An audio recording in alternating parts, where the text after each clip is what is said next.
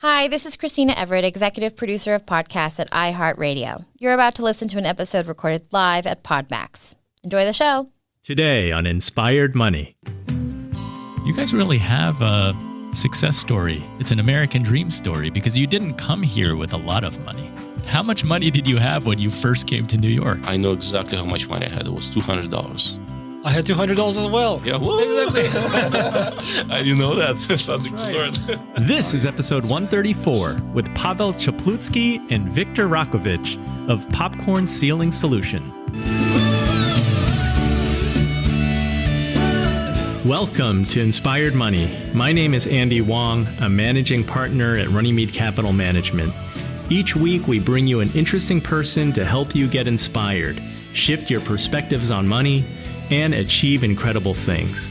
From making it to giving it away, inspired money means making a difference, creating something bigger than oneself, and maybe, just maybe, making the world a better place. Thank you for joining me. Hey, Inspired Moneymaker, welcome back. If this is your first time here, welcome.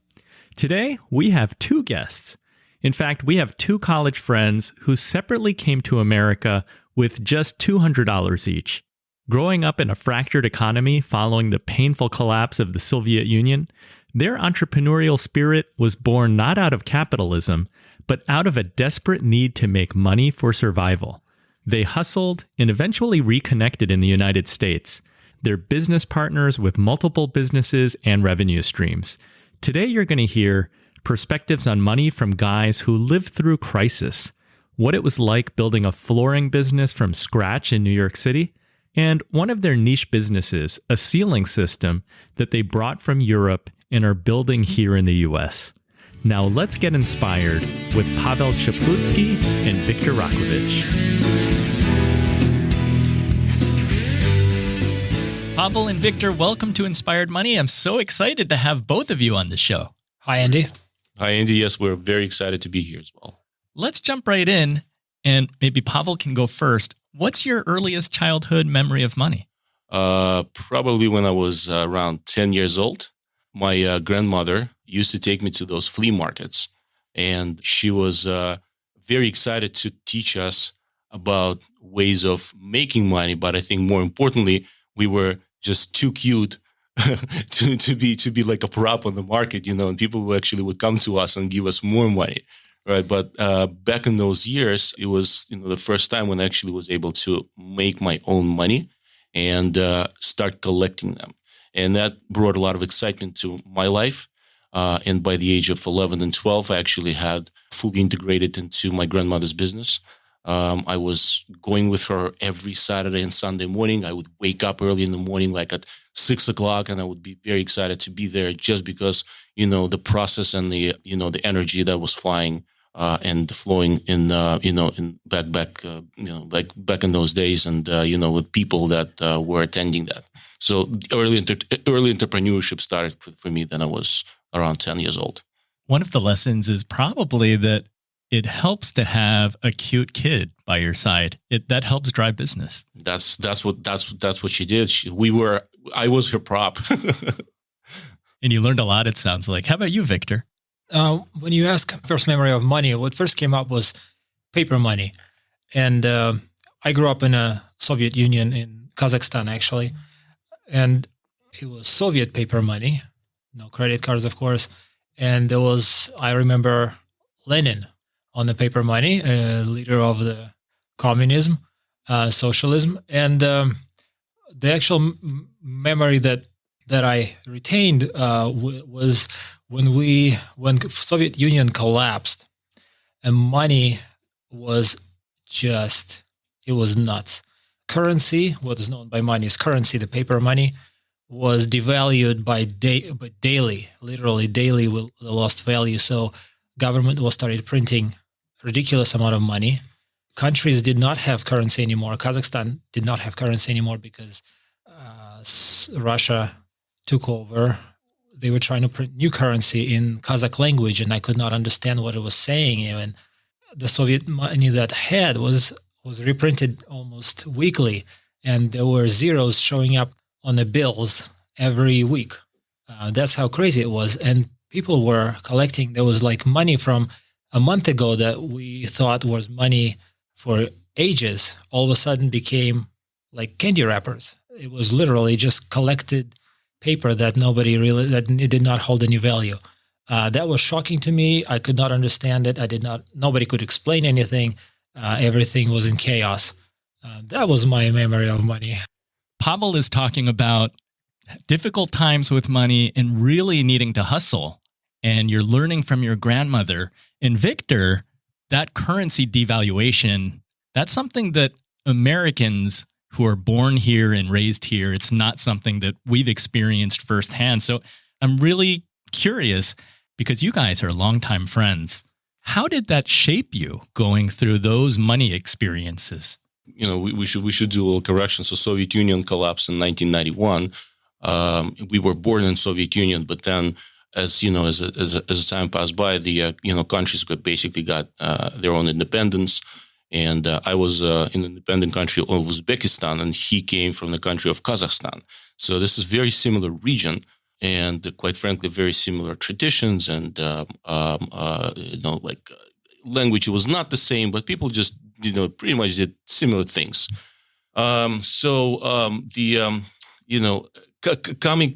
Coming from the struggle and being able to compare lives of what our parents had and our grandparents had and our lives here in the States or even in Russia was completely, very remarkable at the point where you could see, hey, this is how bad it was. And if you do just that or do a little bit better, you actually can create your own life. And that shaped us and gave us the opportunity to grow and integrate and create partnerships, and as a result, create businesses. I agree. Creating relationships was the first thing that I learned that sustained us through the hard times. Money changed, currency changed, government changed. Relationships around you was what sustained families. I also learned that things change, things evolve without notice, without explanation, without definitions. And one has to acknowledge that and move on. And security is a myth. Security is sort of a vague. It's just an idea, but it's not real. Security is not real. So we do business and we go into businesses and we make deals, but we understand that basically there's no guarantee that everything will be how we plan it, and things do come up always somehow differently. But we take I think our friendship and our commitment to each other and relationships and commitments to our businesses as the first thing that has to come first, and money will follow in whatever form of valuation that it comes in. Probably a partnership and human capital. That's what I learned hanging out with Podmax guys. Human capital is much more important than the welfare, than the money themselves. If you've got your connections, if you've got your go-to people, you can always make money. You can always get more. But if you don't value your human capital, then nothing's going to work. Even besides from money, there were years in the countries where we grew up, in Kazakhstan, in Russia, where people did not get paid. Money was just an idea. It was idea of the past and idea for the future that people wanted money. But people, adults, and I think it has to do with Soviet regime, and kind of people were trained to do what they were told. So they went to work for no money. It would be ridiculous to imagine that anywhere in the Western world, people would just march to the jobs just with a promise that, yeah, we'll pay you 6-7 months later. And they would have to somehow sustain themselves. So even without money, only relationships, only having some resources actually outside of just the jobs, just the money-making jobs, that's how families were survived. I can't even wrap my head around that. Working and not getting paid. That's right. That's how it was. Teachers went to work and teach us kids because that was their jobs and that was their commitment to their jobs. And that's what actually I think kept the whole country together. Just continuing the work, work for the sake of work for the sake of society, work for the sake of keeping kids off the street, out of the trouble, because they knew that's the glue that holds together all relationships at work, relationships in the families, relationships with neighbors. That's what kept us going. And, only years later, money came in, and then, Western investors decided to step in and help out and teach the free market rules and implement free markets and, all the other things that happened. It's for the books now. It was a roller coaster. It was a huge roller coaster. It was great. We can't even. There was a real roller coaster. Not like one themed, in the park, theme parks. It's a roller coaster, but not fun. Not a fun roller coaster. Not a fun at all. Take us back to how you guys first met, because this goes back some years. And my understanding is that you guys were competing against one another. You were not best of friends. Correct. Yeah. So our first encounter happened in college in Russia. So we both went to when we moved from Uzbekistan and Kazakhstan, we moved to the city of Ulyanovsk. It's central of Russia, and we both went to the same college. He went to get one major, economics, and I went to get my. I was hoping to get my law degree, so I went to law school.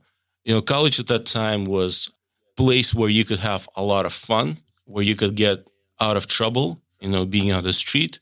And one of the things that attracted us a lot was a Russian version of stand-up comedy. It's called KVN. It's the game of teams. They joke between each other, and whoever makes the best jokes or a bunch of jokes, they basically win. So we were in the opposite teams. He was the captain of the team, and I was just the regular member of the team. But that's how I remember him. So he was kicking my butt, and I was kicking his. That's right. Those were glorious days. What a great way to meet your future business partner, right? On the comedy battlefield? On the comedy battlefield, right. Those were great times for sure. Who judges those contests? Who decides who wins? Well, it's the traditional Russian student game that goes to, I think, 50s, when there was not much content and things to do back in those years in colleges. So something had to be created, and this was one of the most grassrooted thing that happened in universities at that time. It was highly censored. It was at some point closed. Because again, you're joking. What are you joking about? You're usually joking about something really important in your life right now. And what was important at that time? Politics. You've got communist regime that wants to, suppress everybody. And here, like a bunch of kids making jokes about you. Of course, this was definitely going against the communist philosophy. But somehow, somewhere, it actually did survive. And that game flourished and raised a lot of interesting talents. If we look back at the years of this game, again, we're not a part of it anymore, but we're proud to tell that we grew up and we actually became who we are because of KVN. But now, if you look at the creative part of the crowd and on Russian television or like radios or producers, 90% of them came from that game. It's a mind-blowing thing how many talents actually grew out of that venture, we can call it. And the creator of that game is still alive. He's still judging, so going back to your question, who's judging? The same people who actually graduated from those leagues, because it's broken down to certain leagues. And once you win the league, you become famous.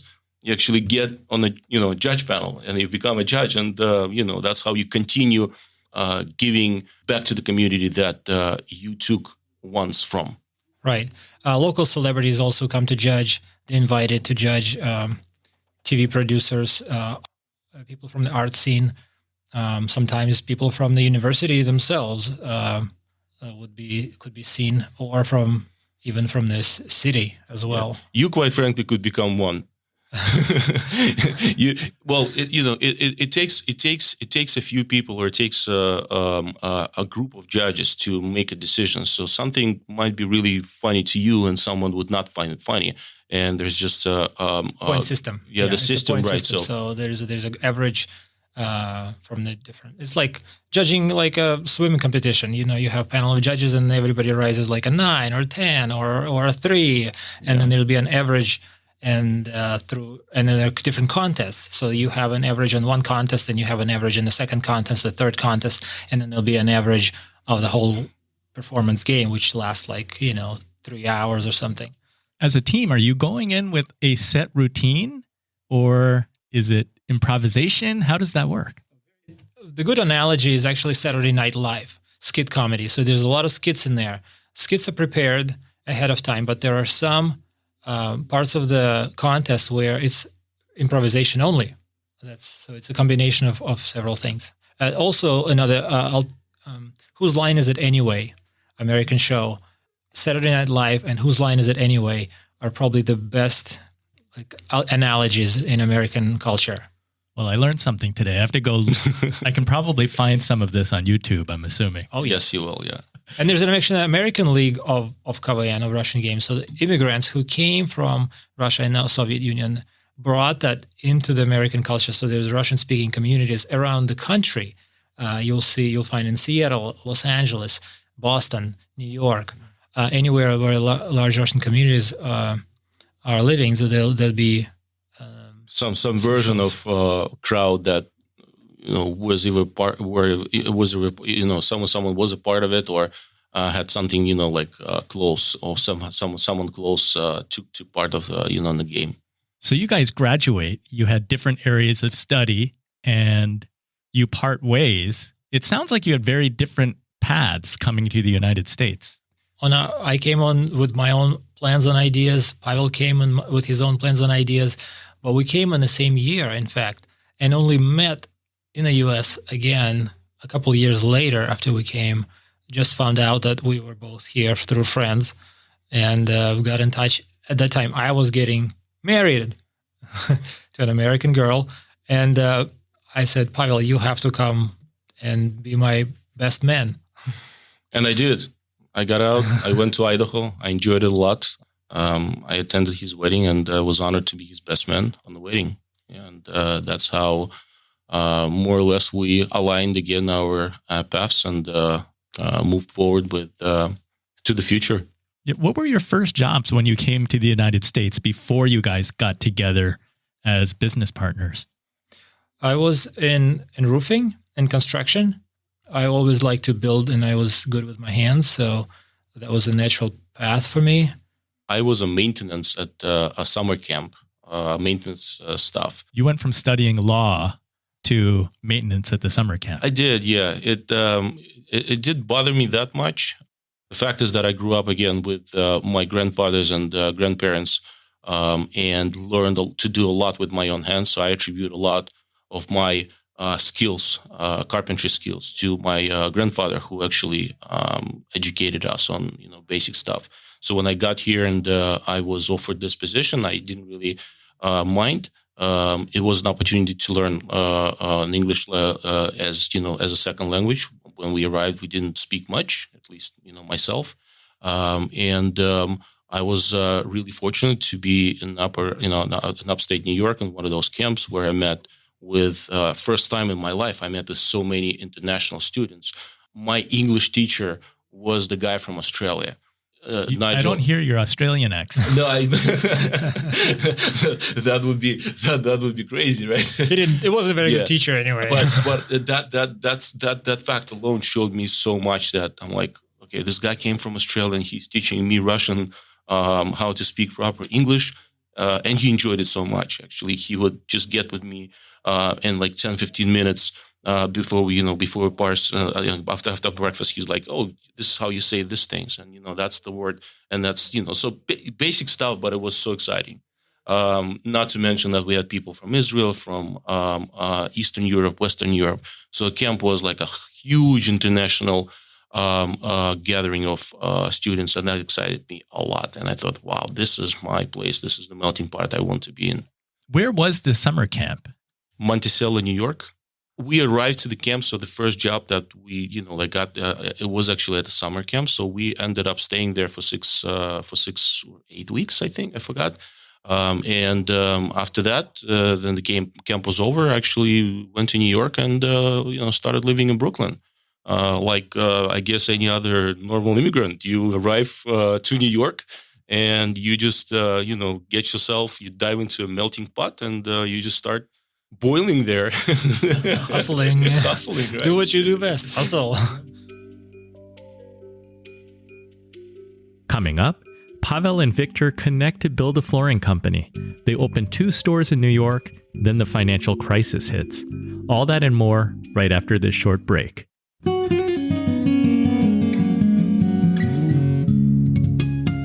The show notes for this episode can be found at inspiredmoney.fm/134. If you're listening in your car or wherever you are, check the show notes if you want to learn more about Pavel, Victor, popcorn sealing solutions, and other things mentioned in this episode. It's time for the Runnymede Money Tip of the Week. I hope that you're well wherever you're listening. At the time of this recording, an increasing number of places are under directives to either stay at home or shelter in place. This generally requires residents to avoid all non-essential outings and stay inside as much as possible. In some places, many businesses and restaurants will be forced to close. Some places do allow takeout and delivery only. How long this will take place is totally unknown. President Trump said possibly until July or August. California Governor Gavin Newsom said most schools will likely be closed for the rest of the school year. Bill Gates, whose foundation has done a lot of research, says that if a country does a good job with testing and shutting down, then within 6 to 10 weeks, they should see very few cases and be able to open back up. During this time, I encourage you to really look at where you're spending your money. There's uncertainty ahead and lack of visibility. Try to eliminate unnecessary expenses. Take your spending down as much as possible so that you can afford everything that you need. If you can save money and have a cash cushion, that might be very helpful ahead. If you're a business owner, this could be a very tough time if you cannot open for business. Be sure to visit the Small Business Administration website at sba.gov/coronavirus to learn about the Economic Injury Disaster Loan Program. The SBA Disaster Loan Program is designed to help small businesses that have been heavily impacted by coronavirus. The SBA is now allowing loans to be made available to small businesses and private nonprofit organizations. It's offering loans up to $2 million for those that have temporarily lost revenue. These loans may be used to pay fixed debt, payroll, accounts payable, and other bills that cannot be paid because of the disaster's impact. The loans can be paid back over terms as long as 30 years, with interest rates of 3.75% for small business and 2.75% for nonprofits. The terms are determined on a case-by-case basis. It looks like there are about 31 states that are currently eligible for the program. If you're a small business owner and this situation is impacting your business, please check out the SBA website. And for everyone, track your spending and save what you can. That's the Runnymede Money Tip of the Week.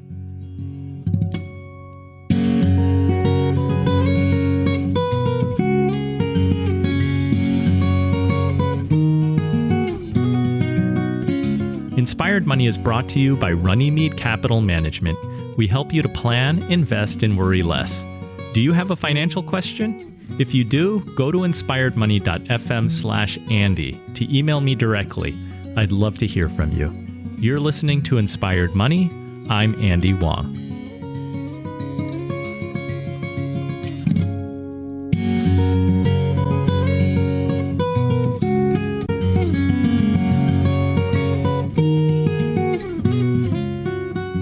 You were working in a flooring business, and then you ended up starting your own business as well. That is correct.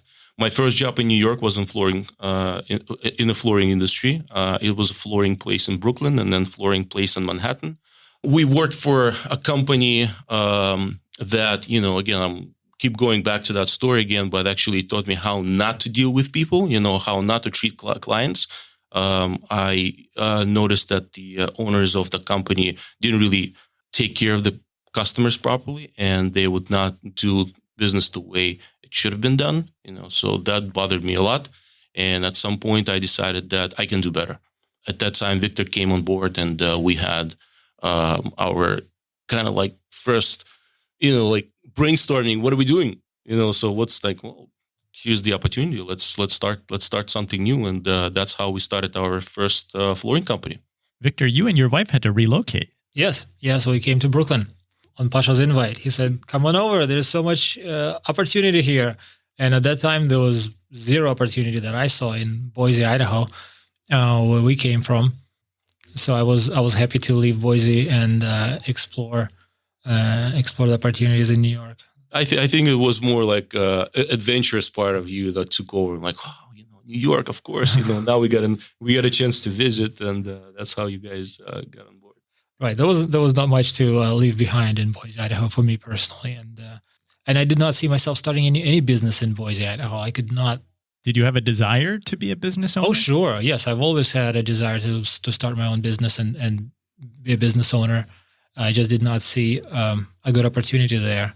It seemed a very conservative place, and I did not have any roots or any connections in Boise, Idaho.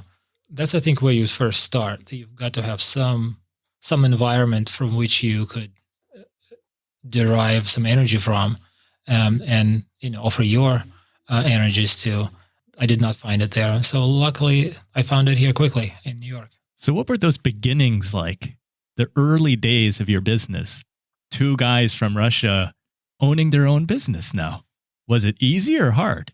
Again, going back to the location, right? New York is a multi-international, like I said, melting pot of all the ideas and businesses and creative. Being in New York and doing this in New York was very easy, at least to me. If you were willing to, if you're willing to work, if you're willing to give that 110% that business requires you to do, you'll always find customer. You'll always find the project that you can take on. There's always supply and demand. There's always a pool of people who is willing to participate and not willing to participate. So it's the perfect place and perfect combination to start any business. Again, that's my view. So to answer your question, it was very easy. It was very exciting, and we didn't. I don't think that we felt any pressure. We had a lot of energy to offer our customers, and it was rewarding. And customers were appreciative. I loved that when we were delivering good product, good service. Everybody was very excited. Was happy with us and paid us what we asked. And it was easy for us to find help when we started to grow. How did you find your initial customers? You walk into one building in Manhattan, and that building, for example, has 200 apartments. If you do a good job in one apartment, sure enough, people will start spreading the word. So you can actually anchor your cards in the building, and you will go from one apartment to another. Out of 200 apartments, there are always 5 or 6 apartments that need the same type of work. So word of mouth was and still is our biggest lead generator. And we're proud of it. And you had mentioned service, and in your previous job when you were an employee, you felt like they were not handling the business well. You saw Absolutely. A big opportunity to do things Absolutely. Better. Yes. Yeah. It was just, very mind-changing experience too, where you see that, customers are walking in and they're pissed and upset. And, that I just didn't like that energy. I didn't like that approach. I thought what was going on at the other company?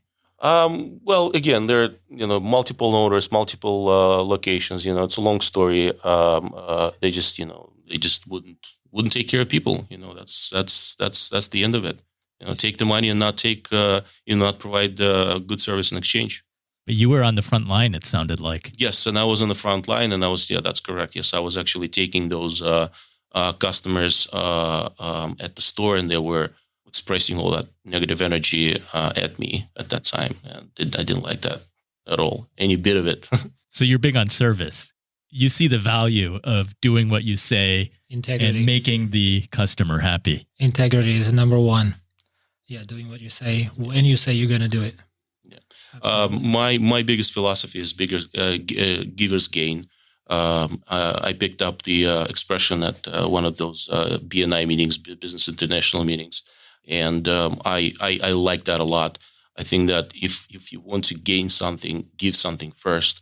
It doesn't have to be big. It doesn't have to be, something that you sacrifice or, there are always painful moments for anybody, for you, for Victor, for me. So if somebody comes to me and says, "Hey, I can take over your bookkeeping," I would love that. Somebody who can handle that for me. I would provide a lot of service and something back in exchange.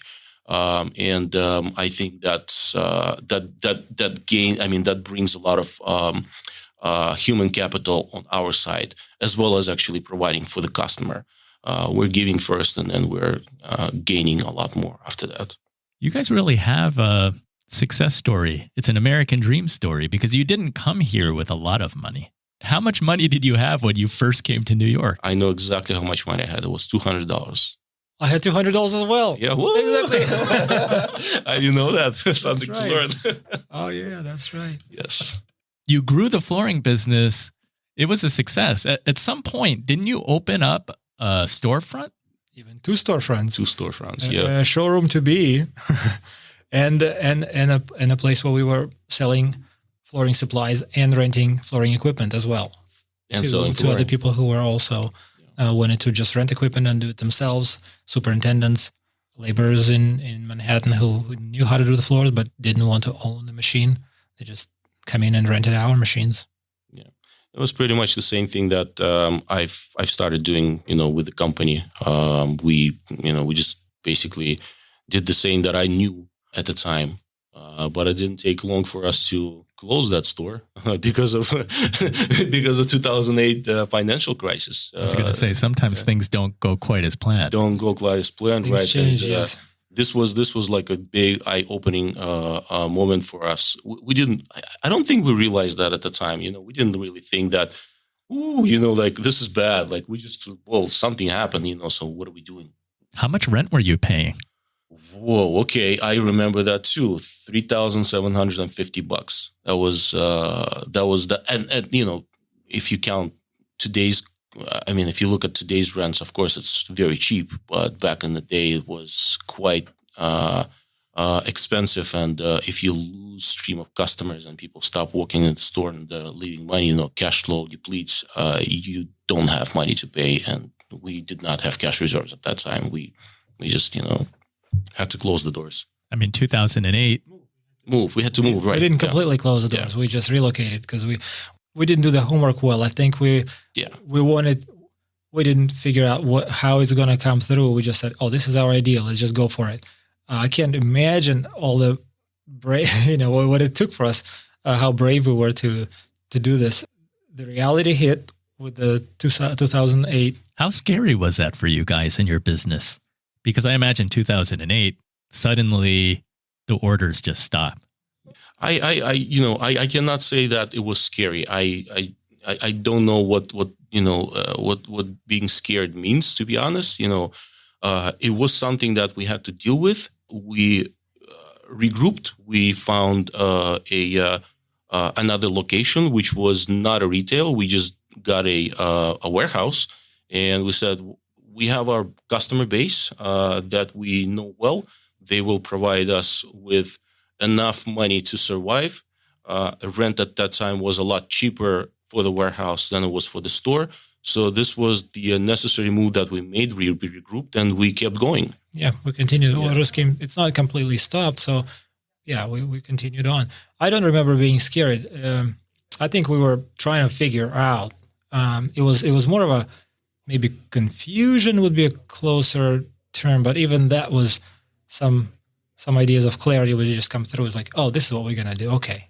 Yeah. So you guys are very adaptable and you're just trying to figure out how do you make it work? Yeah, it's an adventure. It's a journey. You just follow the path.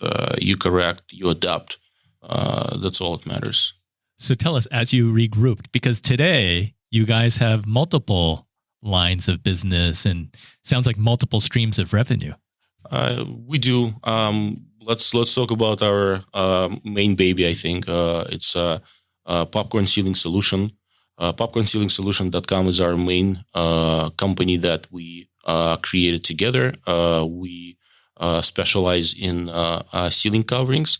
that create multiple solutions, including acoustics, including lighting, including custom prints. Right, so Victor can fill more of that information in because this was his creative idea and his creative mind behind popcorn ceiling. How much competition is there in this space? It seems like a very niche business, and I don't know how common. Well, what is common is the problem. The offering is new.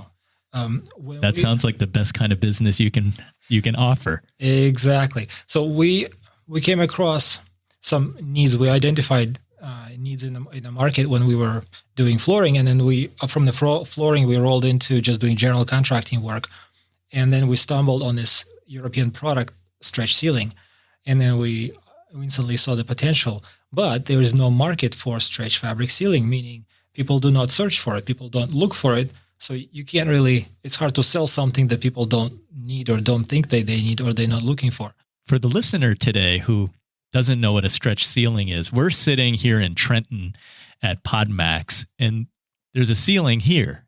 Is this a stretch ceiling? Yes, it is.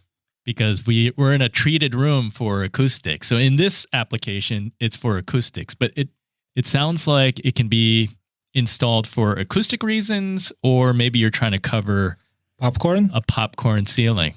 Tell us what a popcorn ceiling is for those who don't know. In the 70s and 80s, popular covering for cheaper apartments and houses was they would spray paint with pieces of styrofoam in it, which gave it, when it dried, gave it like a popcorn effect, like a little dots and such. And right now, that's out of style. It's out of style. It's hard to keep clean and hard to repair, and people just generally hate it. And the traditional methods would be scraping it and replastering it and skim coating it and repainting it, which is a very messy, long process. And they also sometimes had asbestos in the popcorn paint, which is even a whole other problem to deal with as asbestos remediation. And we simply encapsulate it. Stretch ceiling is a system that is installed 1 inch below popcorn ceiling or concrete ceiling, and we run all the LED and wiring LED lights in that 1 inch space, and it allows us to install lighting in places where you normally would not be able to in apartments with concrete ceiling. Where did you find this ceiling system? In Europe. Europeans developed it, French and Germans. We were the first ones to import it in New York, New Jersey. We became installers, and then later we moved on we found out that nobody just really asks for us to install it, so we had to find creative ways to market the product and service. And that's popcorn ceiling solution was born exactly as a marketing tool, because we are focusing on the problem, not the stretch ceiling itself. People do look for a solution to popcorn ceilings. There's a huge demand. There are millions and millions of square feet of popcorn ceilings that people try to deal with. That's what we want to tapping into. They're not seeking stretch ceilings, but they're finding it when they're looking for a solution to their problem. There are some wall treatments here as well. I understand that you're the designer, so you're an artist too. I'm an artpreneur. That's right. And yes, so fabrics, stretch fabric ceilings. So the fabrics become a print medium as well. So we use high resolution graphics for image transfer on the fabric, and we could wrap acoustic panels. We can do entire wall or ceiling installations with it. We can also put LED lights behind it and make it into a visual display. It's called photokinetic art installation, which has nothing to do with acoustics. It's purely artistic application. We've done hotel lobbies with artists of who create great, beautiful art, multi-layered applications of graphics. It sounds like it has applications for residential and commercial. Absolutely. So I like to ask all the Inspired Money guests, how do you define success? Happiness. If you're happy with what you do, I think you're successful. Short and sweet. Short and sweet, yeah. Well, success is earned. Success is something that you have to work on. You have to develop yourself. You have to constantly search for ways of being successful. You cannot stop. So keep going, keep pushing forward, never give up. I like that. Persistence and happiness. Persistence and happiness. That's a good combination. No wonder you guys work well together. Yes. Well, thank you so much for sharing your stories and giving us some different perspectives on money, given your upbringing and coming to this country. Can you tell the Inspired Money listener how they can learn more about you, follow you, and learn more about your companies? You can find us at www.popcornceilingsolution.com. That's a great resource to learn about the products, learn about us, to see the projects that we've created. And if you have a desire to install one of these ceilings in your home or your businesses, feel free to fill out the form, give us a call, and we will either be there ourselves and give you all the information about that, or we'll send one of our trained technicians who will be happy to take over and explain the system and finally install it for you. And we have installers in all major cities now, in New York, Los Angeles, in Florida, Pennsylvania, Philadelphia. So there's quite a few. Every major city now has a trained installation team that we managed and helped to create. It's a real success story. Well, I will put all those links and resources in the show notes, as well as a photo of the room that we're in, because you can then see the panels on the wall as well as the stretch ceiling. Yes. Thank you so much, Andy. Thank you, Andy. So what was your favorite Inspired Money moment? I really enjoyed sitting down with Pavel and Victor, and it was an unexpected surprise to learn about KVN, or KVN, which is sometimes referred to as Club of the Funny and Inventive People. Who knew that there was a Soviet humor competition? But getting back to the favorite Inspired Money moment, I really liked hearing about working through the times of crisis. Can you imagine money just being a concept and going to work without the expectation of being paid? Through that, the takeaway is that relationships matter most. No matter how challenging things get, relationships have value because people can help one another. That's such a powerful lesson. If you had a different favorite Inspired Money moment or thoughts on today's topic, message me on Instagram at inspiredmoney.fm. That's instagram.com/inspiredmoney.fm. If you like this episode, please do me a favor and share it with someone. Or if you want to go above and beyond, write a review wherever you're listening. You can also do that at Podchaser.